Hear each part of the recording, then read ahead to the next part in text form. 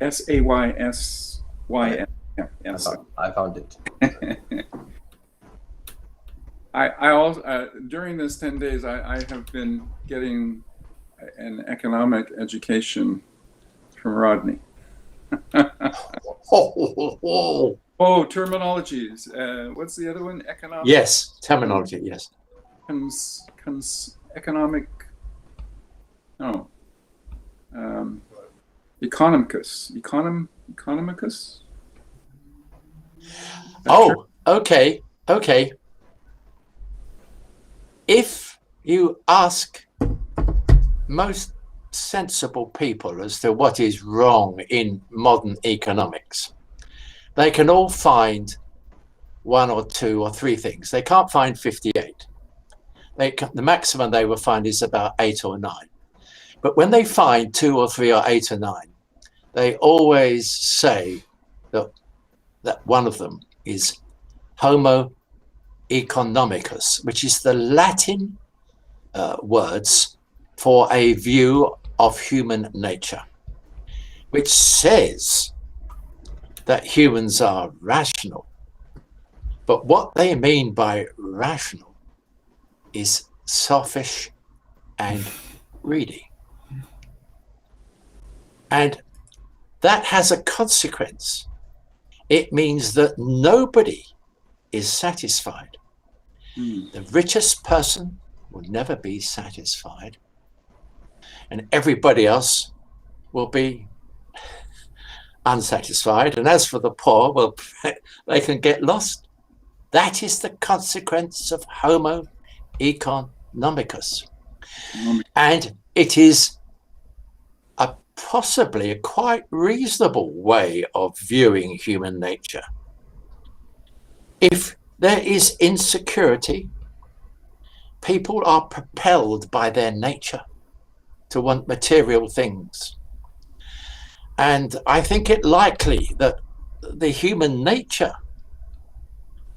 which all the time wants more material things, is probably propelled by fears of insecurity and envy of those who have security. But if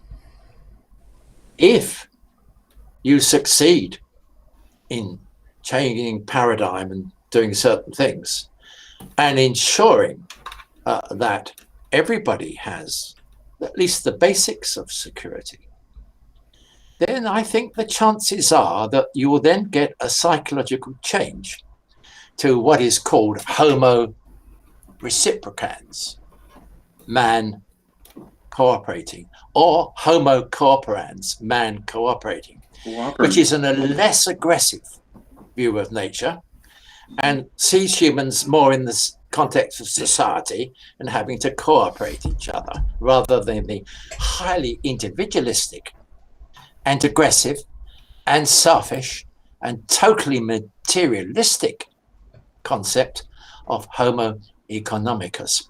Richard, thank you for your comments. You won't know, but in fact, you will know a bit. I have taken them and I hope clarify the issue much more. Thank you very much. That's enough. Very interesting. Can I suggest that we follow the format set by Rodney and the others maybe tell us how they met Richard and got involved into the podnet, and then maybe a little bit how they explain the podnet in a sentence or two to other people. Richard, would you maybe call upon the next speaker? Oh, well, on my screen, top row, right beside you, Jeff. I don't know if everybody sees the same display. I don't know. I think it's often different on everyone's screen. No. But I could invite. Hey, Jeff, how about you go first? I'll just go, across. Okay, no problem. Jeff Kramer, I'm a professional mechanical engineer in Alberta. And Richard and I met through a mutual friend who introduced us over LinkedIn.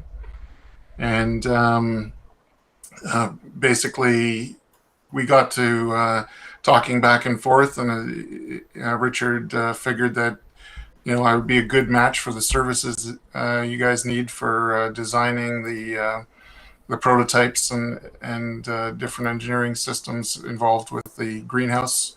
And so yeah, I got involved, and yeah, I'm quite impressed by this project.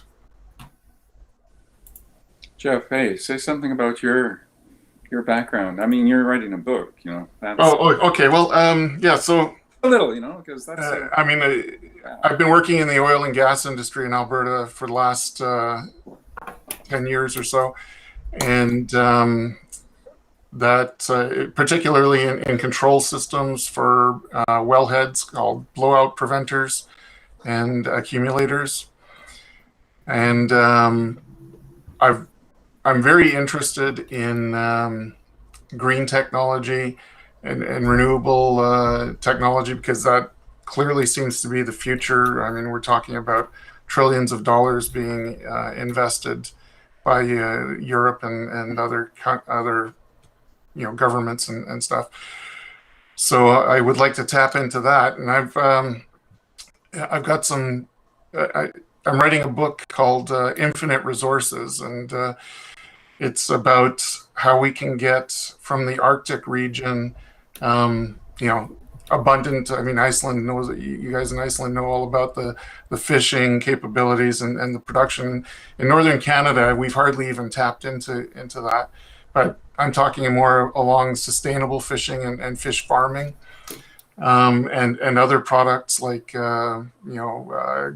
seaweed and chlorella and things like that. Also generating energy from the latent heat within the Arctic Ocean, which could be used then to produce electricity. And then once you got electricity, you could be exporting hydrogen, you could be running computer systems, you can be doing all sorts of stuff like running crypto in the Arctic and whatnot. And so I see there being a huge potential. I think about 2/3 of the way done writing my book. Hope to have it out. I was hoping it would be done by November, but getting busy with other stuff. So probably early in the new year. And I'm heading to San Diego for a couple of weeks at the end of December. So having a nice family vacation. But that's what's going on. I request a signed copy once you're done. I'm actually thinking I'm going to film as much as possible and put it on YouTube, and then write off the trip as much as possible. Good idea. Yeah. Okay. Well, next on my screen, Aubrey, you're gosh, you almost need no introduction. But I must say too, you should mention about your books, as well as all the stuff we're doing together, of course. But please introduce yourself, Aubrey. Me? You're talking to me? Yeah. Okay. Are you muted? Oh, I think you're muted too. Oh, I'm muted. Who are you no talking wonder. to? Okay, I'm Aubrey? muted. Sorry. Aubrey? Yes. Uh-huh. I can't see Aubrey. Oh, Okay. you cannot see me. Well, because Chinese. I'm the last one. You can change the layout of the screen if you go in settings. There is Yeah, this is something I'm not familiar change with. layout, and then you can see everybody. Oh, How do you do I've that? got the Is it- names. Three dots, change Title view. settings, change layout. Present And then now. you can choose tiled, and you will see Oh, everybody entire like watching screen. them. Oh, present. Okay. I need to. Okay, a tab. Animation window. An entire. tile I can- view to see I can everyone. I can share entire screen. Yes. Ah, yes. Oh, okay. Tile view. Oh, okay. So we have- Oh, People are here twice because of just wanting to see on their larger screen, which is fine. yeah. Okay. Well. Anyway. Yeah. My name's Aubrey. Well, I published so far 14 books. Bibles. I'm actually a number man. I study numbers in the Bible, and then we see the numbers connect to everyone, connect to the entire universe. So anyway, I met Richard when I injured my hand. You see my hand here. I worked as a carpenter in a solar company, trying to basically it's a Japanese technology, trying to use the sun to heat the air and use the heated air to heat the house. Okay, so it's kind of you can call it we call it solar HVAC because mainly we use the sun to heat the air and then use the air to heat everything. I like it, so I joined that company and I worked there trying to basically install all the panels, all the control things, control unit. We finished the project, and the project's still in my city. By the way, I'm from Kelowna, and then an accident happened. Okay, I'm trying to install the hardwood floor. Then something happened to my hand. I used the table saw. So basically, just cut it short. The 3 fingers almost got severed. That almost cut off. And as a result, I stopped everything.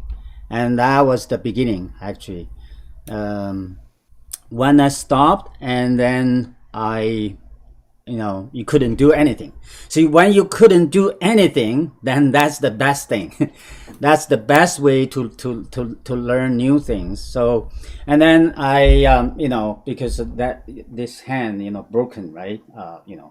And so I watched the video, just try to, learn what should I do, right? So, and then I learned aquaponics, and then I practice aquaponics, inside the house we rent, and I like it. Then I think, okay, I should, how do I, survive the winter time, right? Because you can do aquaponic inside, but what about a greenhouse? See? So then I set up a greenhouse. I, set everything in the greenhouse. Then the problem arises, right? How do you, because a greenhouse, a conventional greenhouse cannot survive, right? Cannot get you by, through the winter, right? You need to insulation, right? So I learned I need to make sure that greenhouse at least to have R20 insulation, right? And there's no way, to achieve it, right? So, and at that time I searched, and then by accident I saw a video, that video, it's, you can still find it. It's, the guy's name is, I think it's Harvey, right? Harvey, just have a short video showing, bubbles, soap bubbles filling a greenhouse, a tunnel greenhouse, right? And that thing caught my eye because it didn't explain anything. It just, you hear the bubble, expanding in the tunnel, right? And I look at it, I said, this is it, this is it. So I looked, through it and dig in, who made this, right? So eventually, I'll just cut it short. Eventually, I found Richard Nelson was the inventor, not anybody else, okay? So, and I connected with him. I think it's through YouTube channel, right? Yeah. Through your YouTube channel, right? Mm-hmm. And then we talked, right? We talked one time only for 1 hour and a half, I think. And then that was the connection. We couldn't stop. Just he keep talking about it, and I want to learn about it, and I learned a lot, right? So that's the beginning of everything. So literally I spent 1 year, with him, talking about it, learning about it. I wanted to do it, see? So that's how everything started. And if you can see, my backyard is still there. I mean, I already have the structure there. That's the structure. We call it PyraPOD. Almost immediately we know how to call it. PyraPOD. Para means fire. Pod means something to contain the fire, right? So anyways, everything started from there. We established a company. We call it PyraPOD Global, and then we found someone to do the design. So basically, Richard just said, just find someone who can draw, okay? And then I'll just pour everything in my mind, out, and then that guy can just draw it out, and then we can start from there. So that's how everything started. Yeah. That's young. Young probably should be on these calls too. And I really next time. But maybe. we're going to extend this team as we go forward. But also Aubrey is a very humble guy. He's a PhD in electrochemistry from Illinois, and of course he's from China originally. So grew up in China. I guess you came over when you were about 25. Am I right about that? Yeah, something like that. 5 years. Yeah. So, but now Canadian, of course, a Canadian with a beautiful family. His wife very involved as well. And that's another omission, really. Again, Margaret should be invited to the call. And we do have a few women, and I don't think we have any on the call, but there are, a few. And we certainly are looking to see, that we'd have a lot of engagement by women, professionals, also because we can implement the technology at the home. This is very engaging with households, with families. Yeah. And I think Aubrey's making a beautiful example of that kind of engagement. Okay, then let's see. Okay, how about Thor? Let's go to you. Yeah. Yeah, you're next on. I'm just going across my screen. Yeah. Well. I was just trying to remember when we first met. I think it was 6-7 years ago. Yeah, it was. Your first visit in Iceland with Ricky when you had a presentation. I don't know. It was. Yeah, I think so. Yeah, it was just 2015. Yeah, and I remember at that time I was very much involved in financial activism, I could say, focused on the financial system. And I stopped paying my mortgage on actually 3 properties, and I just study the law and defend my properties with the legal tactics.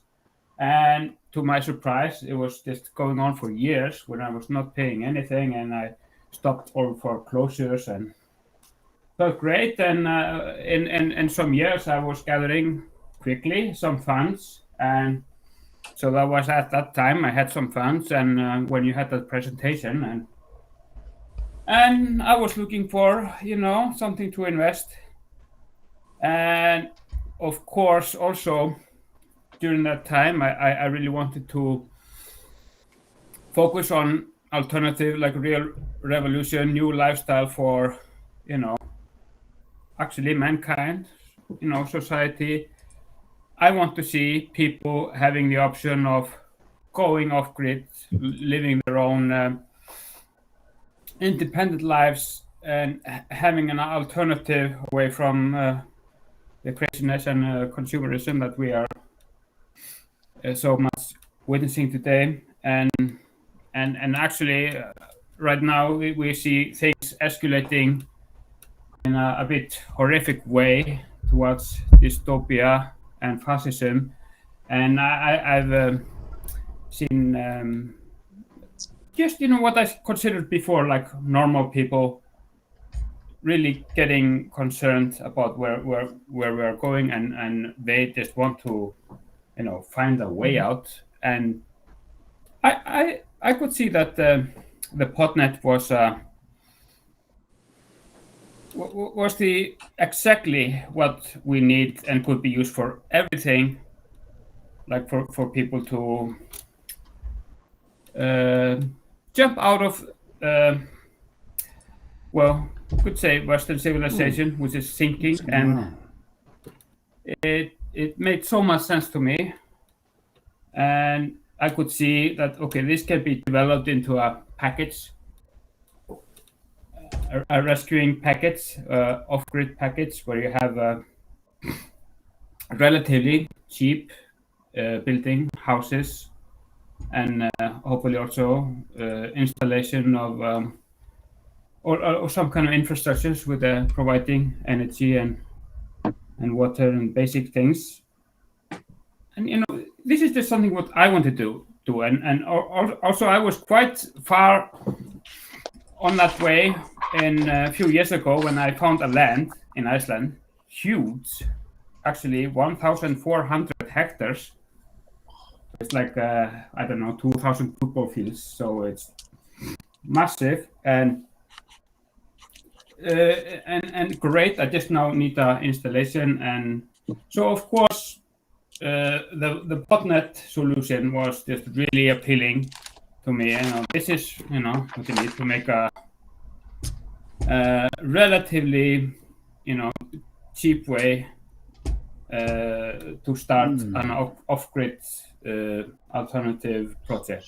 So of course this is just what I was thinking, and I could see it also a simple and the ideal solution for all groups in the world that they want to have alternative, leave the what we call civilization, and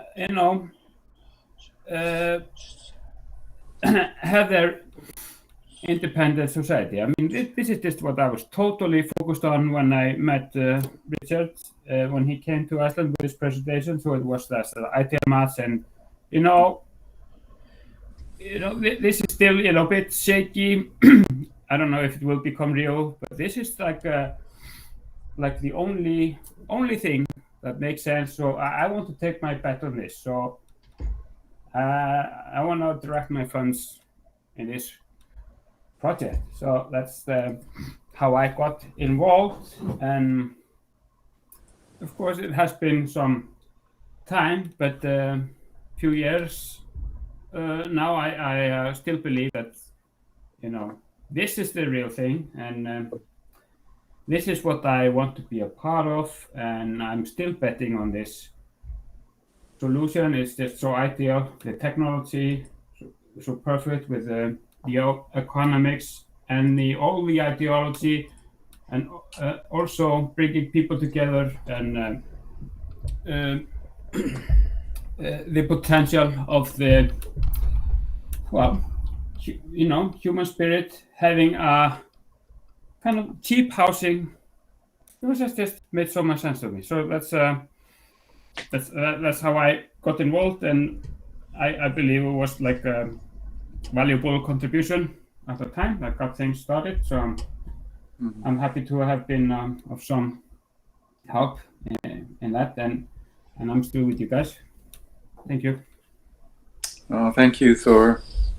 I must say too that when Ricky and I put this idea together about the global cooperative, that launching it at that time with the visit in 2015, and there is a video about that and the meeting that we had,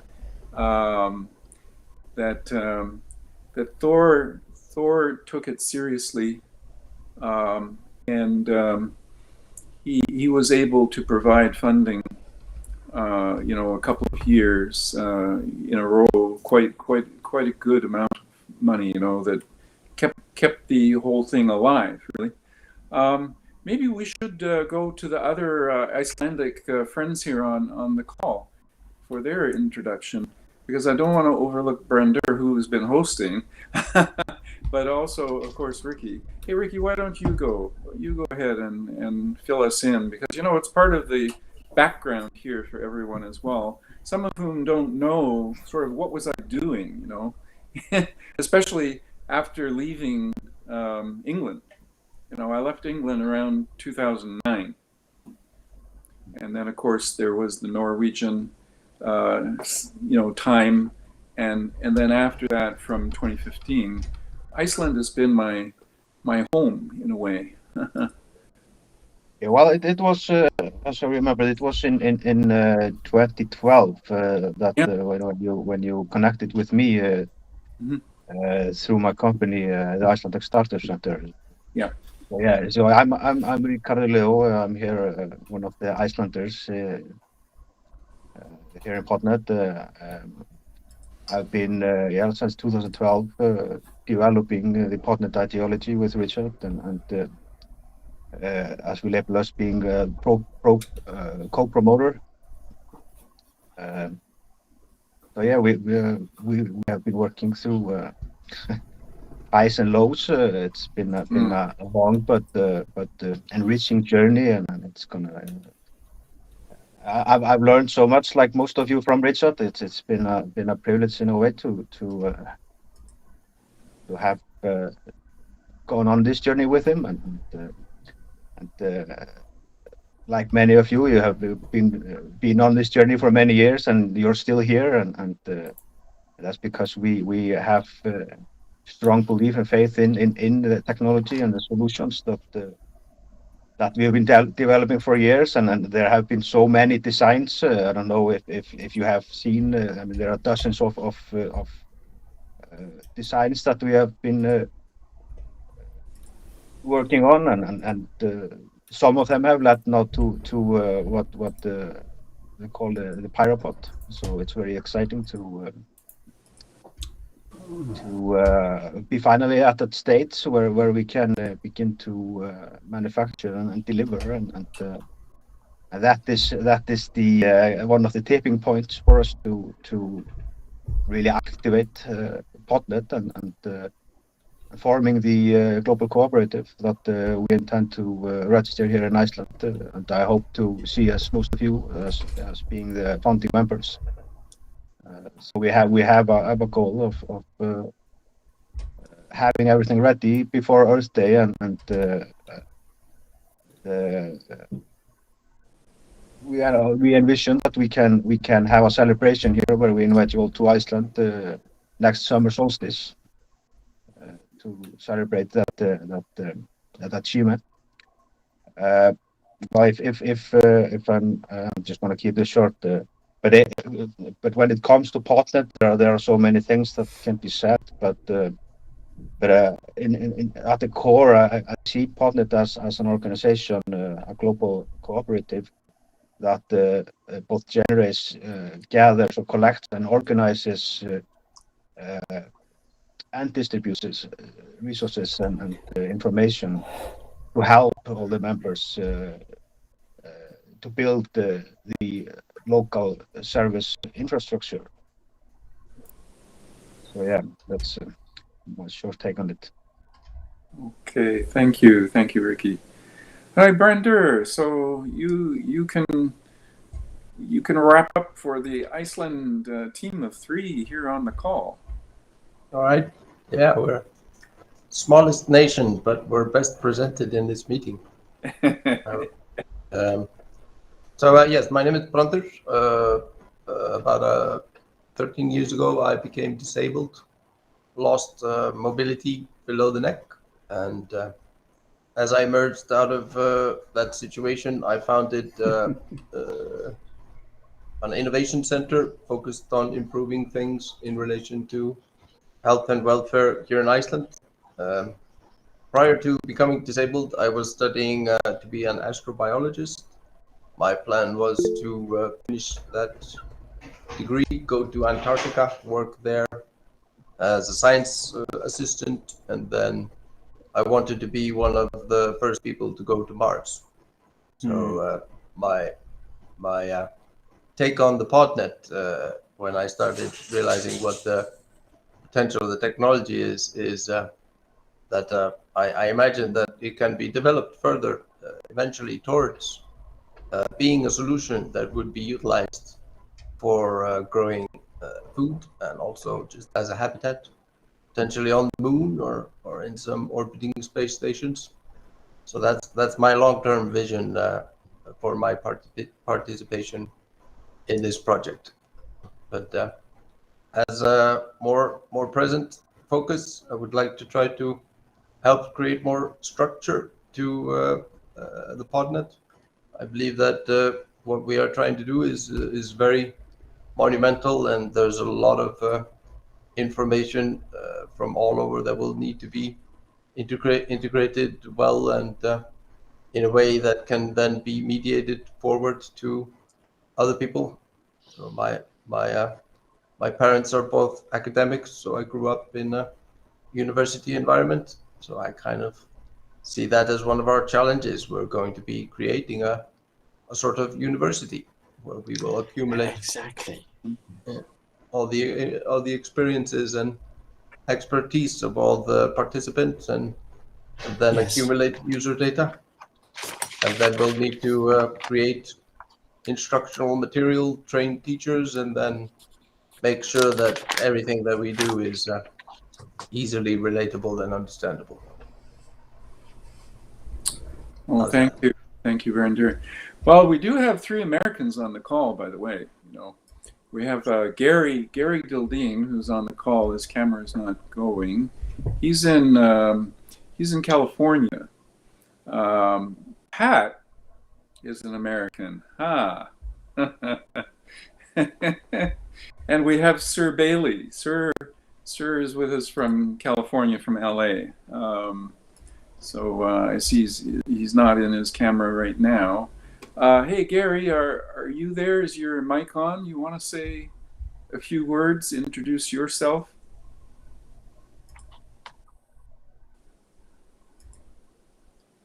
Gary, are you there? He's been listening in.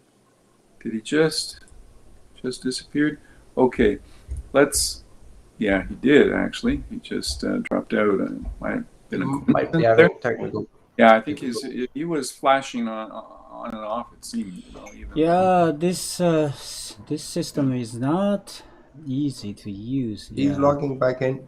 Okay. Well, let's see if he can rejoin. And we have Daniel has joined. Daniel is American as well. He's in Washington. Pat, let's have you just say, your connection. I mean, you already just give us another little run. Well, good afternoon. I always like to think that a good speech should be like the skirt of a woman. It should be long enough to cover the subject, but short enough to retain your interest. So I won't be giving any speeches, but I try to be brief. Thank you, Richard. Good to see everybody, even though it's virtually. I'm originally from New York City. I grew up with the Puerto Ricans in East Harlem, so my Spanish isn't too bad. In my adult life, while I was at Seton Hall University, I worked in Skadden Arps, which is one of the world's largest law firms, on their support staff. So I learned a lot about the law sitting behind the screens at Skadden Arps. I went on to found my own electronic security company doing burglar and fire alarms. I was nationally certified as a burglar fire alarm installer in the States. Then on a vacation in Mexico, I met this beautiful French gal, and she put me in her bags and brought me back to Paris. So I've been here in Paris for about over 30 years now. I didn't speak the language when I came over here. I had some rudimentary ideas of French. So I began teaching English. I then, through a friend that I had been giving English lessons to, wound up teaching at the Sorbonne to a degree program of sociologists at the Sorbonne. So I was responsible for maintaining their linguistic acquisitions, and I gave them a 12-hour course on comparative law, speaking about English common law and the founding of American law, which was an interesting course for them. The idea was to show them that there was a difference between the way Anglophones think about the law and the way that Napoleon and the Napoleonic Code deals with commercial transactions. Along the way, I was invited to become a founding member of the World Committee for Lifelong Education. So I'm a proud founding member of that. I am the delegate for North America, and I'm now the delegate to UNESCO. So I just attended my first annual executive conference at UNESCO, which is held every couple of years. So I was an official delegate to UNESCO. And we organize world forums every 2 years on different themes in lifelong education. So we believe in education from cradle to grave, no matter what the situation. So I am surrounded by people who are teaching engineers. So when the day comes that we need to roll out teaching materials, I'm sure that several of us on the call have acquaintances who are familiar with pedagogical engineering, but I bathe in it regularly. So for training, I can help out in the future there. In 1999, well, as a parenthesis, I'm a serial entrepreneur, like a good American. In 1999, I created France's first online recruiting site with Yahoo Europe. I used to have breakfast with Yahoo's CEO here at my apartments. I was just about to close the second round of major financing. I was this close to becoming an internet millionaire in 1999. And then the internet bubble burst, and I found myself CEO of a French limited company. So I learned all about closing a limited company, which wasn't very easy. Then I went on to co-found a company in Dublin, Ireland, and I am interested in ecology and the future of the planet. And we have perfected a third method of disposing of our dearly departed. So up until today, the main ways of disposing of our departed are either burying or burning, incineration.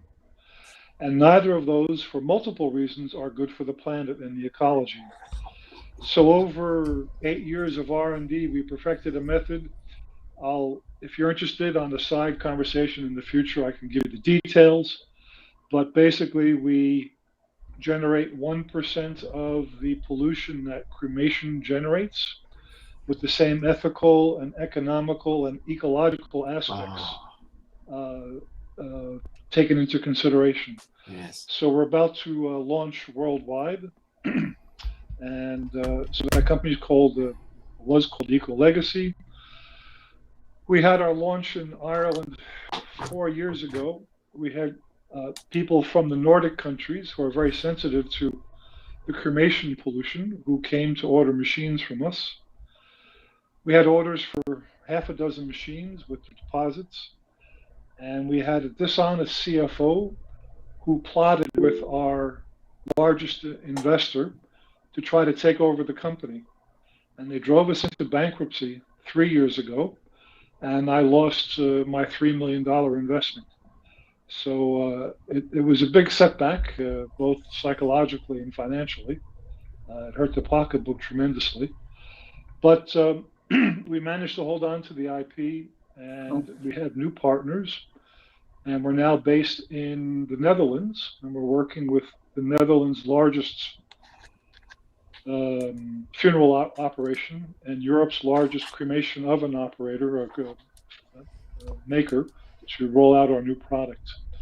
So that is a product, a service, which will be worldwide and which will forever change the face of the funeral industry, because up until us, there hasn't been an alternative to burying and burning on a large scale that was ecologically satisfactory.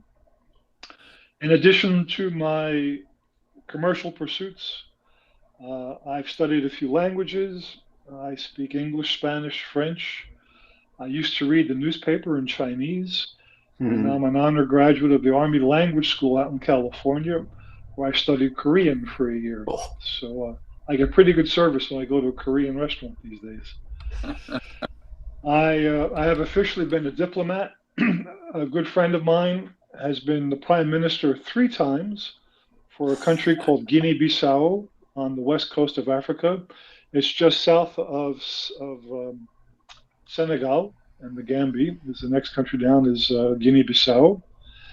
And I'm actually giving English lessons to my friend, the prime minister, because he speaks Portuguese and French, but he doesn't speak English. And someday he'll probably be president of Guinea-Bissau. And it's important for him to be able to speak English. So I'm helping him along.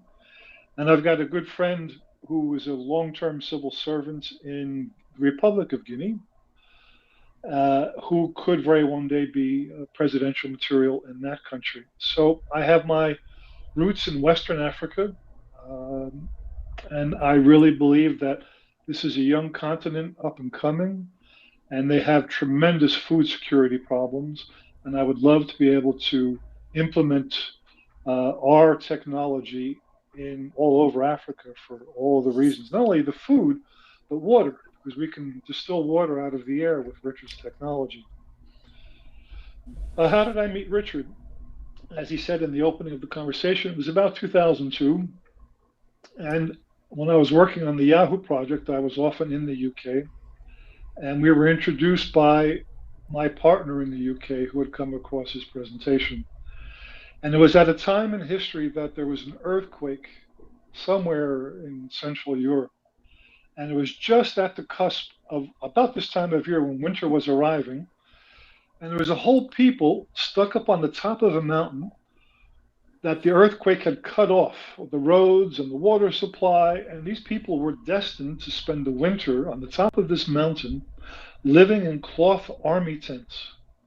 And that very same day, I received the presentation of 20 years ago of Richard's technology. And I said, if we could just have this for those poor people sitting on the mountaintop, they could at least get through the winter, rather than sitting in those cloth tents that didn't have any insulation at all. So that's how I got hooked. I really believe in the humanitarian aspect, not only for food, but for shelter. Humanitarian aspect. Yes, and I really believe in humanism. And so I have been on and off with Richard. Eco Legacy took my eye off the ball with the cremation, with the alternative cremation projects.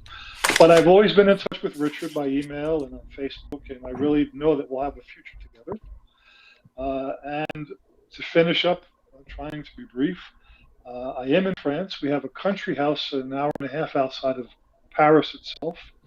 And my next door neighbor owns a large farming operation with all kinds of tractors and equipment, and he builds his own buildings, huge buildings and hangars, and he's enamored of this idea. So he's got land, and he's got the machinery and the building know-how to be able to build a pilot here in France.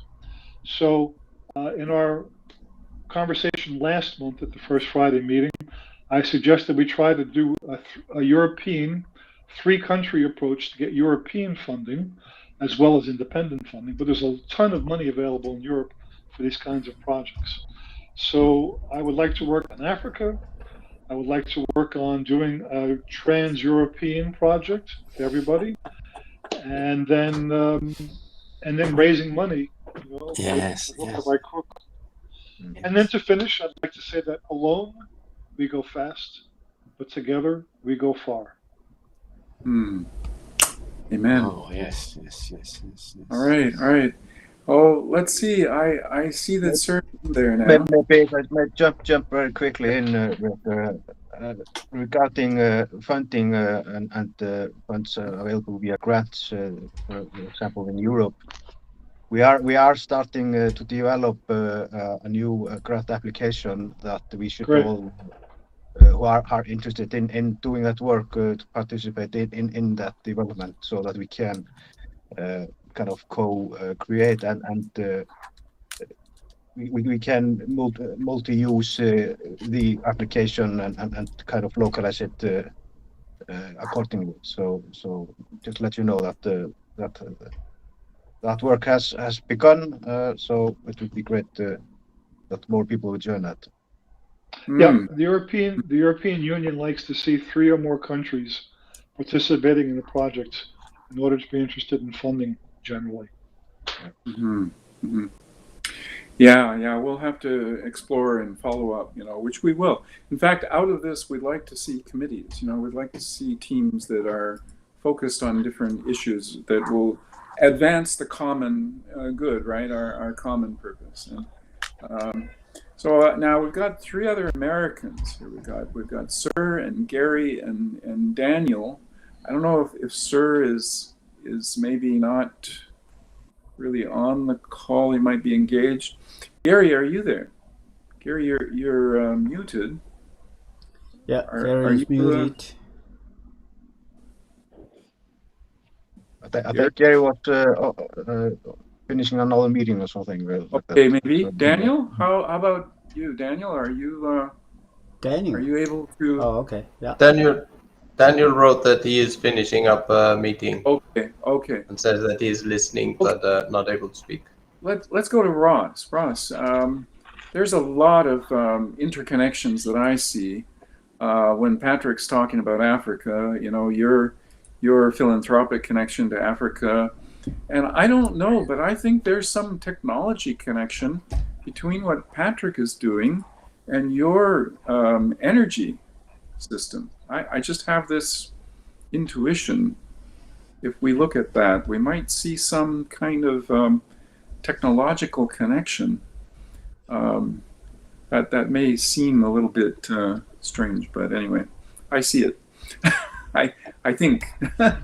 Ross, you're muted. Ross, we don't hear you, but please do. Can you hear me now? Yes. Hello, everyone.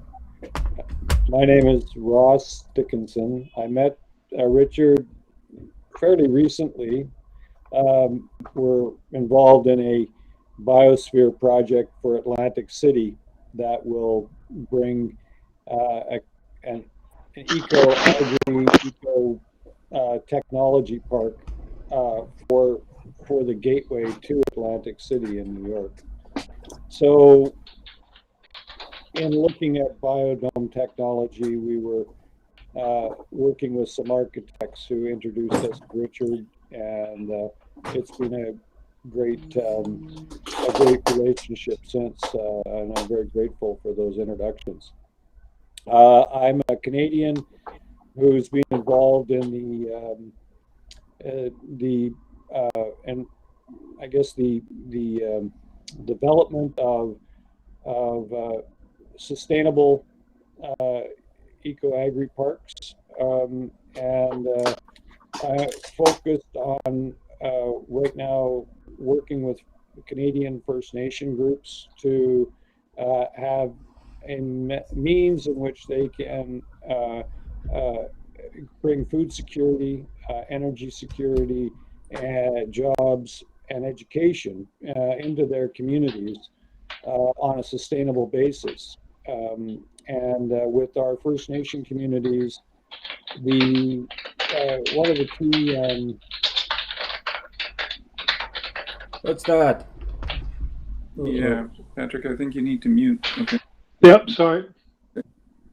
There we go. All right. Yeah, so one of the key focuses of our efforts are to really break down cycles of poverty and bring prosperity on a community level to First Nation communities that are seeking ways to develop without becoming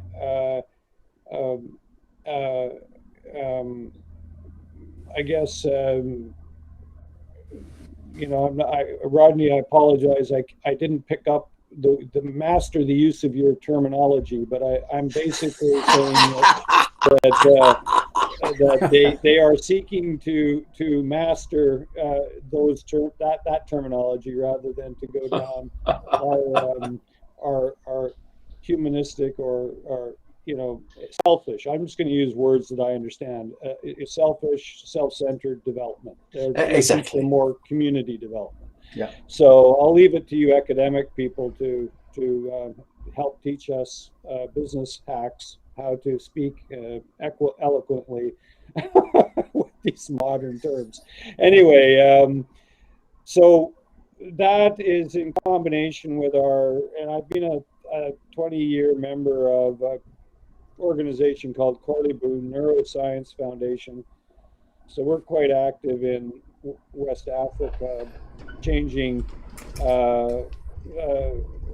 hospital infrastructure so that we were shipping containers full of repurposed material and gear and beds and CT scans and that sort of thing that we rebuild or acquire here and send to Africa. And then we run medical missions into Africa. We just came back from Liberia, where we had 8 neurosurgeons and 20 anesthesiologists, and did I think we did 45 neurosurgeries a day. It was a fairly large impact.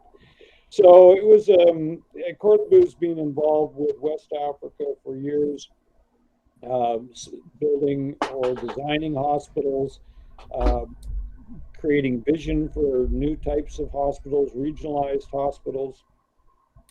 I'm not really a super keen fan of all pharmaceutical companies, to be honest, but I do think that neurosurgery is critical, especially in emerging countries like Africa, where people are doing anything they can to make a living and often getting knocked off their bicycles and delivering a package or falling off of poorly made scaffolding, or whatever the circumstance. Often surgery is the only answer for emergency or for reconstructive care. So we're quite involved in that, but I have a vision for hospitals being self-powered, solving a waste problem, bringing nutritious food to the community and to impoverished sectors of the community, restoring land that is otherwise filled with toxic waste. So there's a kind of a complex vision that's involved with all that, which I won't try and explain. So in any event, I believe that what we're doing here is important. I believe I love the idea that it's in a cooperative where there's sharing. I think that's been a successful model in the past for development of technology. I think we have a ways to go to work out all the intricacies of that, but I am hopeful that we can do that. So we're looking forward to proceeding quickly here on the West Coast with one of our First Nations on Vancouver Island, and getting a farm up and running very quickly on a high yield vegetable model that will impact the First Nation here called Cowichan Tribes. So, that's our focus. We're working with many across Canada and a number of developments in the US, but I guess I'll finish off by saying that anything we do here, we're trying to figure out a way to do it in a sister capacity, so that as we form something here, we're helping to establish a project in, say, Ghana or Liberia or Nigeria or some other country where there are desperately broken economic cycles where people have been impoverished for generations, and we want to see ways to break down those cycles of poverty through the introduction, self-finance of technology, with the only caveat that as they change their well-being, their cycle of existence, that they will commit to giving forward themselves and help another family or another tribe or another group do the same. And I think if we can instill an idea of paying forward, giving forward, and helping people with the expectation that they will go forward and help, I think when we start giving, things change. People create lifelong friendships. There's power in that. So that's philosophically what I'd love to see happen, and I'm trying to execute that through a business focus. So thank you very much, everyone, and I'll leave it at that. Thank you, Ross. Well, this is wonderful. The way we're just getting to know each other, and the connections we can establish. This is this is the PodNet concept here, is that we're building this network, and it is cooperative. So it's homo cooperant. Is that who we are? Yes, exactly. Yeah, I like that. That's a good term. Well, okay. Yes, alteration can be made. Okay, thank you very much. So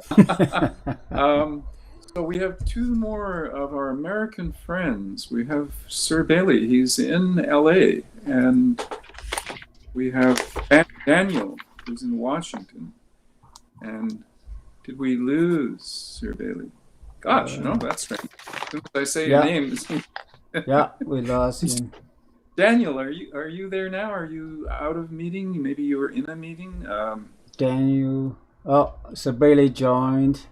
Oh, he's back. Sir Bailey, are you there? Hey. But somehow it's not on the list. Oh yeah, on the list. Yeah, mic muted. Yeah, Sir Bailey's mic is muted. Yeah. What's up, everybody? Hey, yes, yeah. How you doing? I know you. You want to do that, right? Yeah, that's how you. Bless the Lord. Yes. Oh man, it's good to see you all. There we go. I was just on a conference between 9 and 10 each Friday with Twikataine EV Kenya. Reverend Samson Olash. For the last 3, maybe 4 months, we've been ideating and having conversations. Our fellowship of agribusiness and culture exchange is called SOS. Right. SOS, because it's an emergency. Yes. Souls are soil. Yeah. As we move out to take care of the planet, we can't forget to take care of one another, because it's us that are necessary to do the work. Yeah. We were just looking at a project that our friend Obi Weathers, the artist Moyo on death row in Texas, has brought and asked that communities around the world will include him in their holiday celebrations, from Thanksgiving to Hanukkah to Kwanzaa to Christmas and winter solstice, whatever it is, because he's isolated. He's been on death row and in solitary confinement for decades.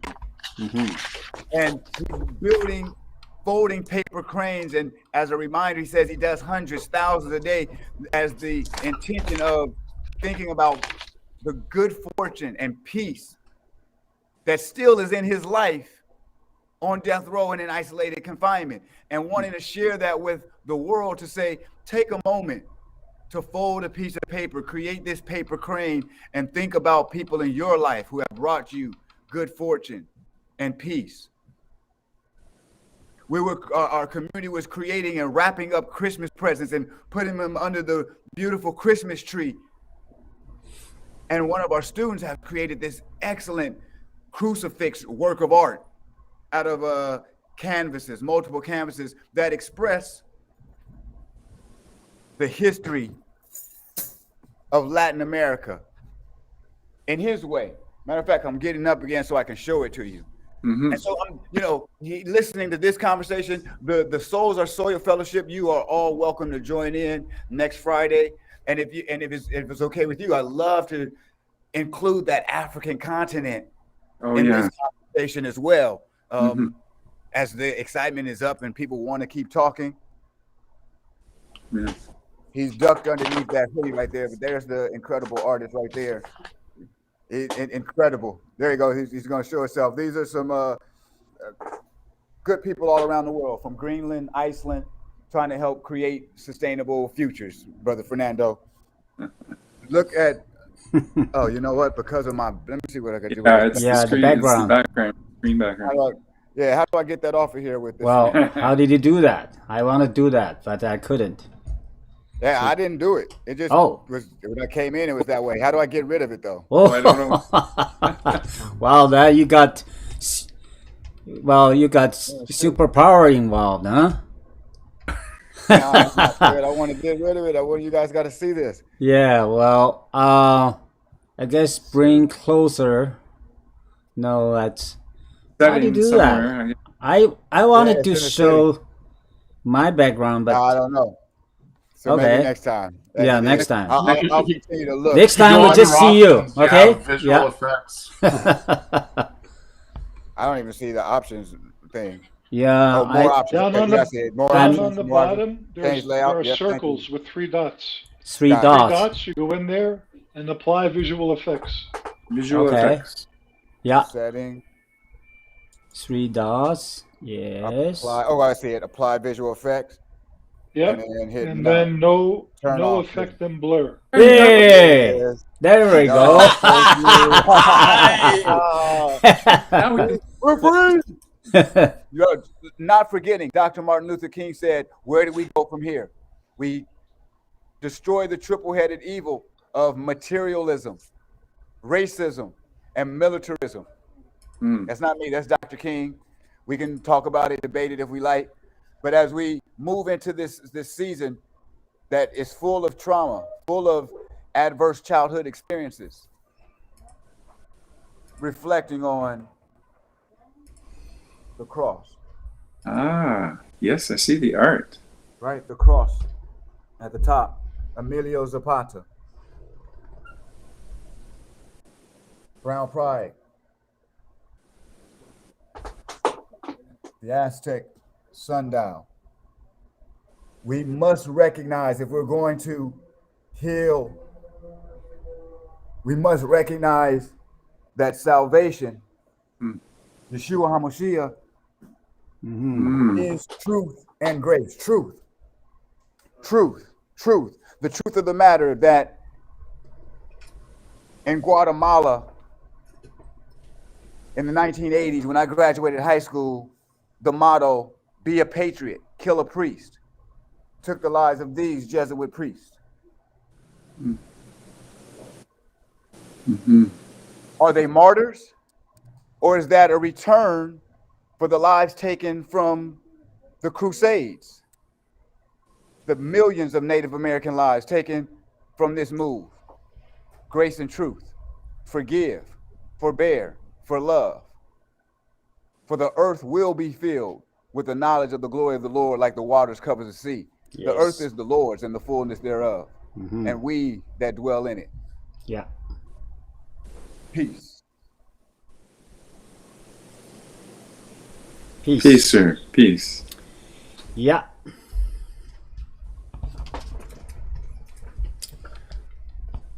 Amazing artwork.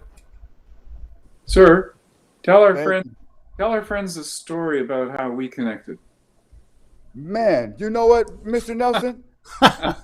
It's the most incredible thing of like where I am right now. I need you to tell me.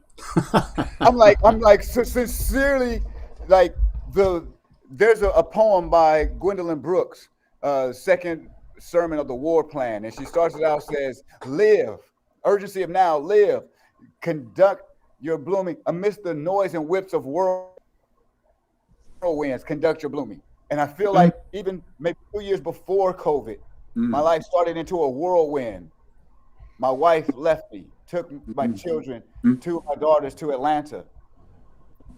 And I've, by the grace of God, have met people like yourself and Aubrey and continue to even further fall into the work, the purpose he has for my life. Yeah. And even circling back to seeing the appreciation of my children and parents and family, I really scripture that ends the Old Testament, the last verse of the Old Testament. I send you Elijah, the prophet, to turn the heart of the fathers to children and children to their fathers, lest I come and smite the earth with a curse. And so I really believe that we are anointed to preach the gospel to the meek, this good news, to bind broken hearts, Yeah. to proclaim liberty to those that are bound, and to open prison doors. Mhm. Hmm. Clothe the clothless, clothe those that are naked, home the houseless, feed the hungry, love one another. Yeah. Mhm. Like God has loved us. Yes. Man, you know how I think we came together? God did it. Yes. Yeah. Yeah. But you can give me the specifics. I don't know if it was Ambassador Andrew Williams. I don't know if it was Corin Smith. Yeah. Well, I don't know if it was Jenny Carrington, Wayne Yeah. Lyons, but now we're all working together. Yeah. Mhm. Yeah. What's Yeah. up, Yeah. Aubrey Thang? Yes. Thank you, brother. Yeah, I did invite Andrew Williams and Corin Smith, to this meeting Let's today, this see. gathering. Who? So that's a Corin's whole not other here. theme I see, that's unfolding, where we're reaching island communities, and also Carla, we're reaching African American, the black community in the USA, where, we have a lot of the food deserts, where we have a lot of course, the marginalization, the impacts of what is a legacy of colonialism. And of course, we're addressing that. I think that is part and parcel of the economic problem. Oh yes. And resolving our economic problem requires that we see the whole scope of history, the whole challenge of humanity, right? To rise above what is the domination of the few over the many. And Exactly. and yes, that is a spiritual theme. It is Jesus' own teaching, which Sir was just referring to, set captives free. Yeah. Captives from what? Yes. What kind of captives? Because the words were addressed to Jesus' fellow Jewish people. That's who he was talking to. Yeah. So, and we're captives in a system that Yes. we have the power to change it, but not individually. In groups of this nature, and as we can then move to this next paradigm, and it could be expressed as an economic paradigm, it could be expressed as a technological shift, it could be expressed as a spiritual consciousness transformation, right? Yeah. All of those are valid. It could be called the coming kingdom. And the Jubilee. It's all those. And the Jubilee. To Jubilee. set everyone free. Yeah. The Jubilee, the release from the indebtedness. Indebtedness to who? Yes. Why? Yeah. To the kings? No. Mm-hmm. We have one king. Yes. We're one people in one earth. Yes. Amanda Gorman said it really well in her poem and in the inauguration, referring to Micah 4:4, where everyone has their own fig and vine tree, and none make them afraid. Where every single person has a fig and vine tree to sit under, and none make them afraid. But let's not forget, that verse comes only after the verse that says, we beat our swords into plowshares. We beat our weapons into tools of agriculture, tools of care. Yes. And then we can rest on and talk about and support and advocate life, liberty, and property. I know you all watch. Exactly. That's where the American Constitution went wrong. They That's where it fobbed went wrong, right? everybody off with life, liberty, and happiness. A vacuous, abstract noun. Thank you, sir. Yes, no doubt, no doubt. But we're taking it back to the reality that we all have a right to life, liberty. And what is life and liberty if you have nowhere to be? Yes. There is no safe space Yeah. to make a better place. Mm-hmm. A space, water. Yes. Everybody ought to know Yeah. about Ken Saro-Wiwa out of the Congo, how to beat poverty out like a bongo. Thomas More said, think big over 500 years ago. That's the basic income guarantee. Can't we see air and water are free? Money for wars, give that to the poor. Bombs and tanks, we need it in people's banks. Our youth know the truth about thoughts and thinks. They're not crazy. Transform the Waldorf like Banksy. I said, our youth know the truth about thoughts and thinks. We're not crazy. We're going to transform the Waldorf like Banksy. Yeah. Thank you for allowing me to share. Big up, brother Rodney Shakespeare. Yeah. Just a quick word, sir. That's the problem with America. I believe, and Americans, you must correct me, but early on in your revolution, it was life, liberty, and property.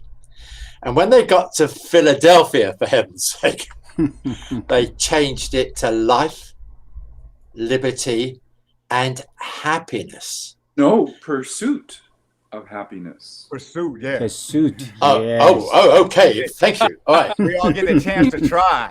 So, but anyway, they threw property out, and that's the end of the American story, right? No, that's the beginning. Because think about it.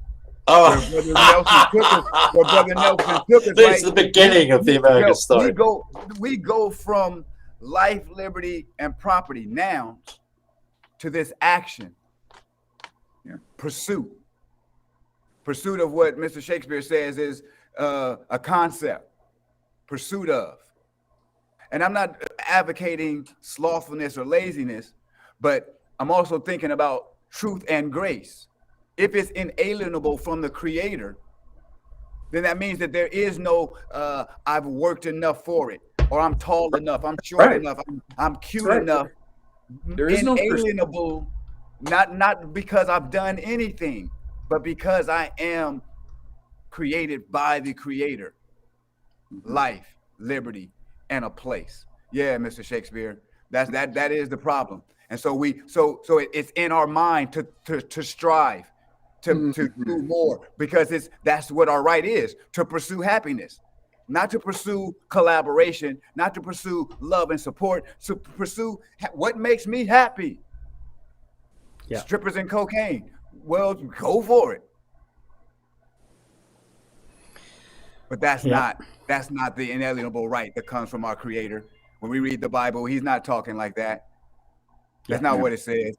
Loving one another. Yeah. Loving one another. Open your arms. Embrace each other. Well, so there's various, obstacles that hold us back from our goal. Mm-hmm. And one of them is simply what we've been taught. And so what we have to do is what someone said also in the discussion previously. We create our own universities. We create our own language. We have to, be creative in developing the language. Yes, we have writers here. People are writing books. People are seeing into, we could call them mysteries. And one of the problems is, that we have some of the words that don't take us where we want to go.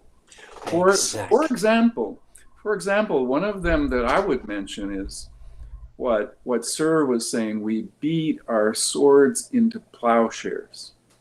Now, why is that so tricky? I believe that's a corruption, in a way, of the intention, again, of the true language, right?